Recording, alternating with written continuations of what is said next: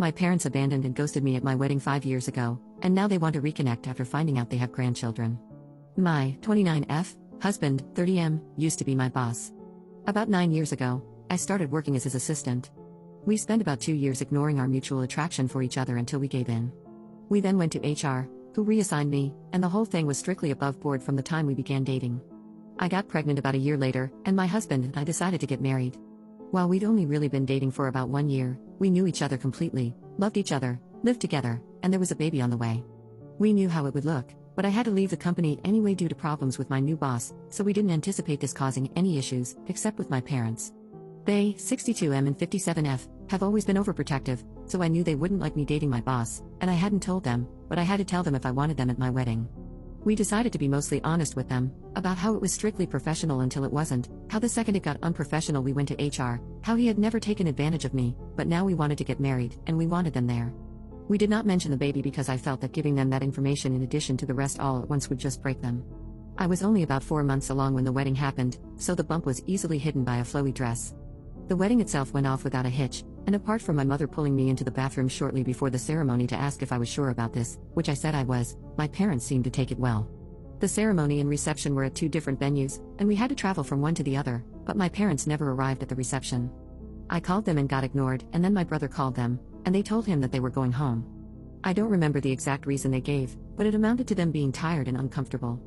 I tried contacting them after the wedding but found that I was blocked on everything except email, which I used to send them a long letter essentially saying that I'm an adult who made an adult choice, and I hope they can respect that. 5 years later, I have not heard from my parents since my wedding. My husband and I are not big on social media in general, but I recently posted something for our 5th anniversary in which I mentioned our 2 kids and a third on the way. Within a month of making this post, my parents left a voicemail saying they saw the post and, having had no idea that they had grandchildren previously, now want to meet them. I haven't responded, and there have been a few follow-ups since then asking why I haven't. I don't know what to do, but my gut instinct is that 5 years is too long, and it's about the kids, not about them respecting my choices or relationship. However, I can't help but feel that I'm being unfair, and my brother agrees because I told them in my email that if they could learn to respect my choice and my marriage eventually, then we could talk, and now I'm retroactively applying a time limit. Should I reach out to them? If I do, how should we go about rebuilding the relationship?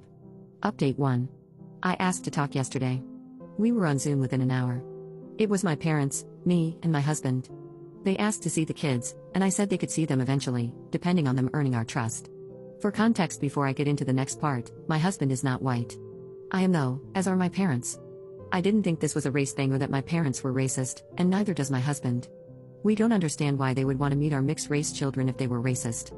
They asked to start by reading me a letter that they claimed to have written on my wedding day. It said that they were uncomfortable with me marrying my former boss as they thought he took advantage of me, so they left between the wedding and reception to avoid a scene. However, they wanted me to know they were here for me despite their issues with him. They added that they would have sent this to me the morning after my wedding, but then I sent my email about them needing to respect my choices, and they were so ashamed they couldn't bring themselves to send theirs. Seeing my anniversary post made them realize how much they've missed in 5 years, and they really don't want to miss anymore.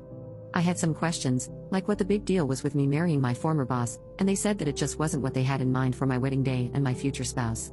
I asked why they even came to the wedding at all if they didn't support the marriage, and my dad responded that he wanted to walk his daughter down the aisle as it was the only chance he'd get. The way it was phrased implied that they had intentionally only come to the wedding so he could give me away, and always planned to leave halfway.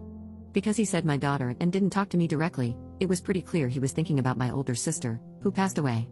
My husband caught that, too, and said that if they were talking about me, they should address me directly. Then he added that if they had planned to leave, they should have told us, as we wouldn't have invited them. As a father, he didn't understand how they could ignore their daughter for years or only get back in touch when we had kids. My dad snapped that he wasn't going to take this from an N-word. My mother immediately tried to run damage control, but I ended the call.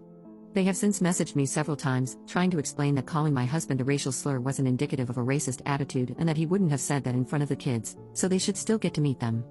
I've spent 5 years wondering how they were so offended by me marrying my boss that had earned no contact for half a decade. Turns out they're just racist. It's almost nice to find out.